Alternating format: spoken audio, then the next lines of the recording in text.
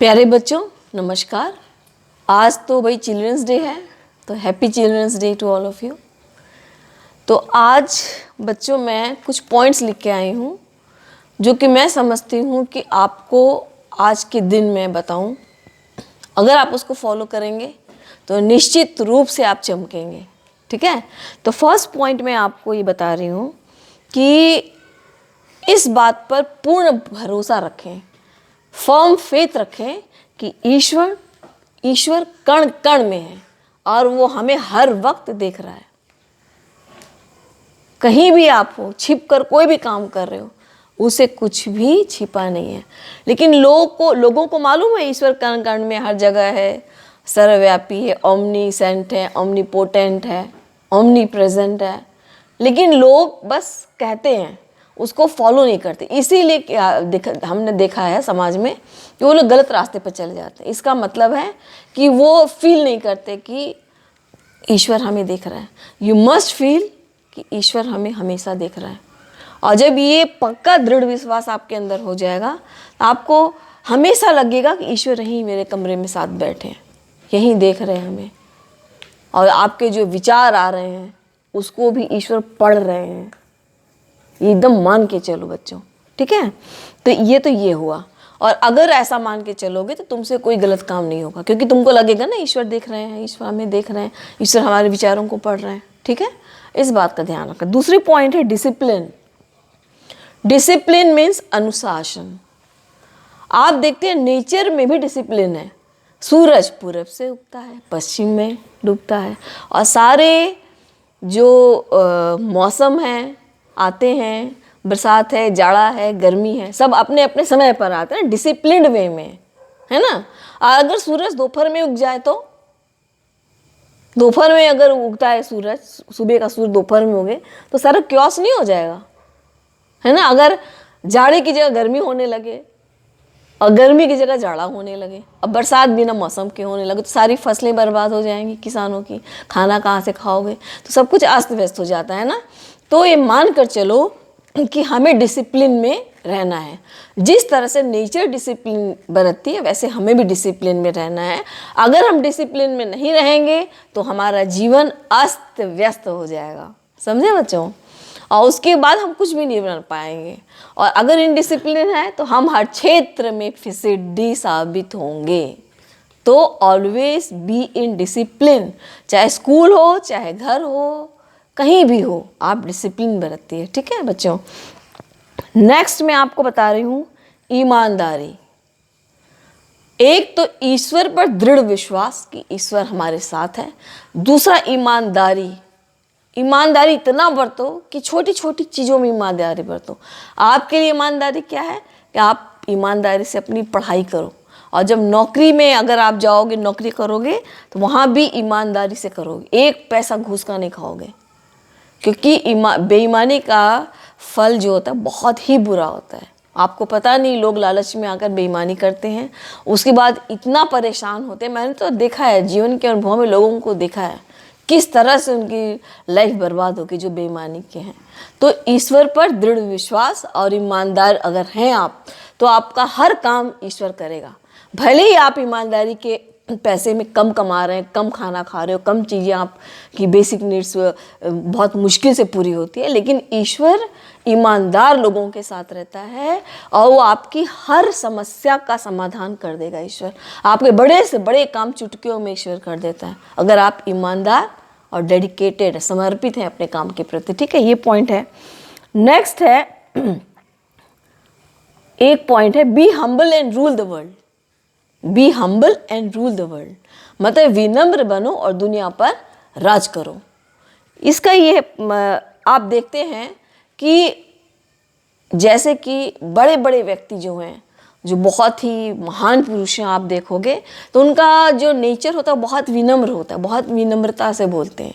आप कितने भी बड़े ओहदे पर पहुंच जाओ, कितने अफसर बन जाओ, प्राइम मिनिस्टर बन जाओ, लेकिन आपके व्यवहार में नम्रता होनी चाहिए। अपने को कितना भी महान बन जाओ, अपने को रज कण से भी छोटा समझना चाहिए। महात्मा गांधी ने कहा है, जितना छोटा सा कण होता है अपने अस्तित्व को उससे भी छोटा जानो और हम्बल बनो। जैसे आप देखते हैं पेड़ पर फल लगते हैं तो डाली झुक जाती है। विनम्रता, उसी तरह हमें विनम्र होना चाहिए।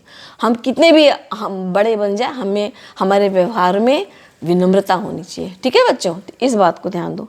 नेक्स्ट पॉइंट मैं जो कर रही हूँ, आपको बताने जा रही हूँ कि फेलियर को एक्सेप्ट करो।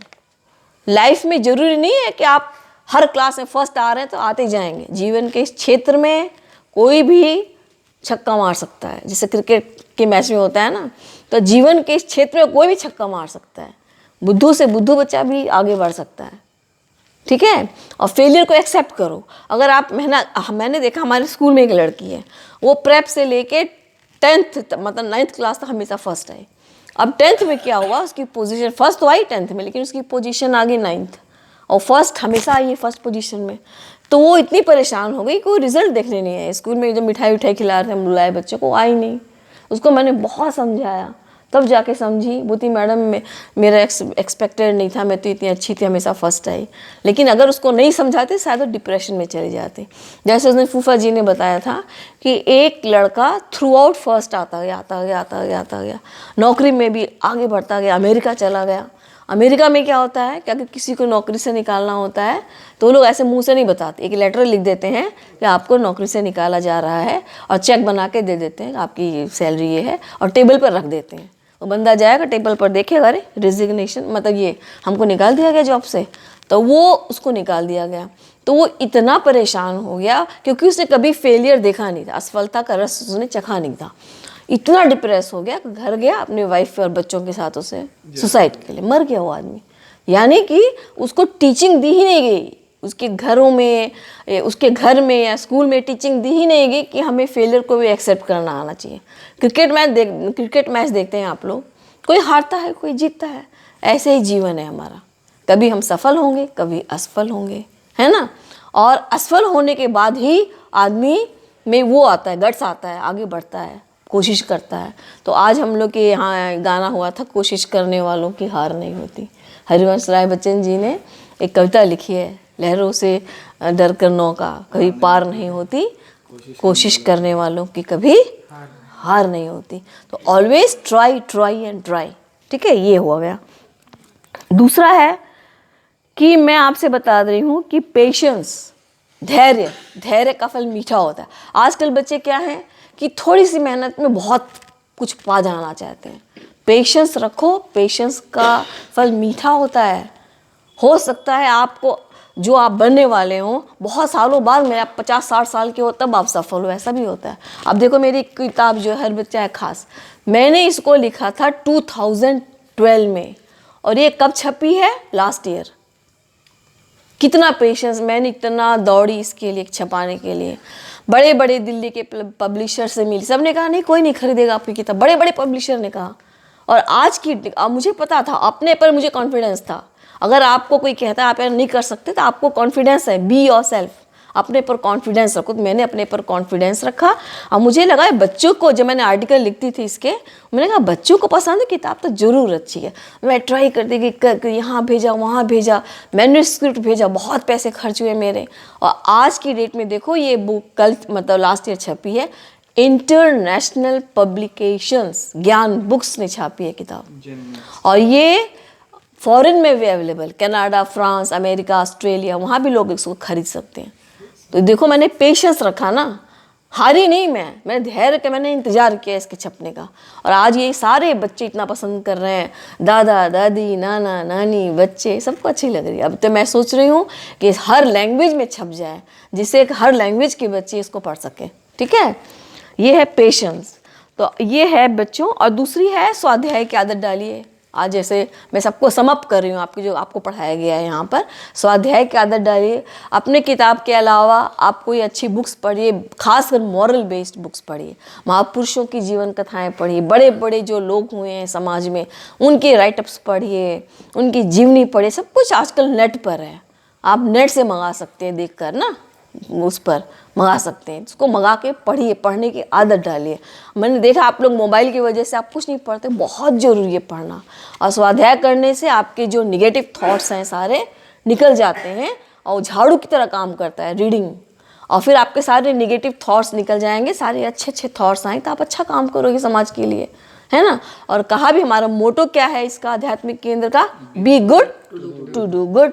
अच्छा करना है तो अच्छे बनना पड़ेगा, बुरा करोगे तो बुरे बनोगे, अच्छा काम कर ही नहीं सकते, ठीक है।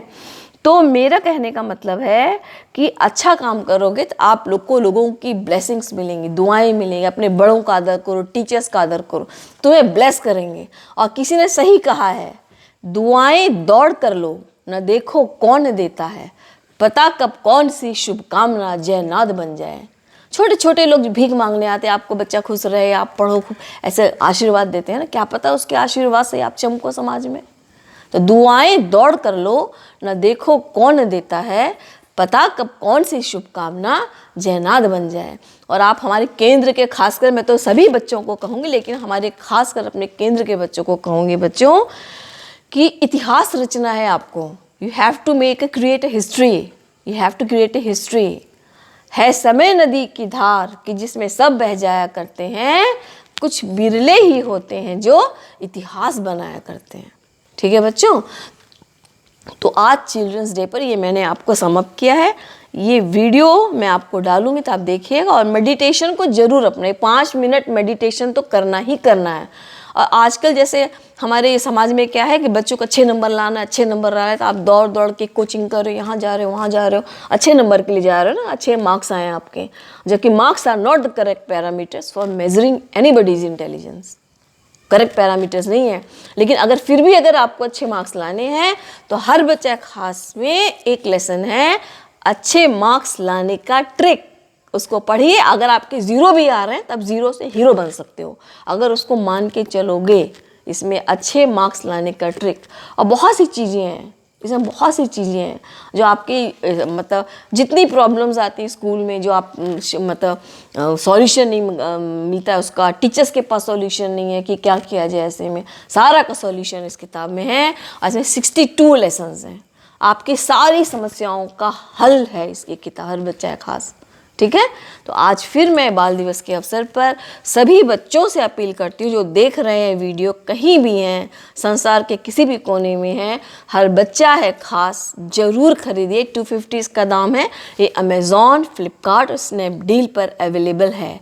और अगर आप में से कोई चाहे, चाहे साउथ इंडियन लैंग्वेज, किसी भी लैंग्वेज में अगर आप चाहें तो इसको ट्रांसलेट करने के लिए मेरे से बात कर सकते हैं, ठीक है। ओके बच्चों, परमात्मा तो ही है, तेरी इच्छा पूरी हो।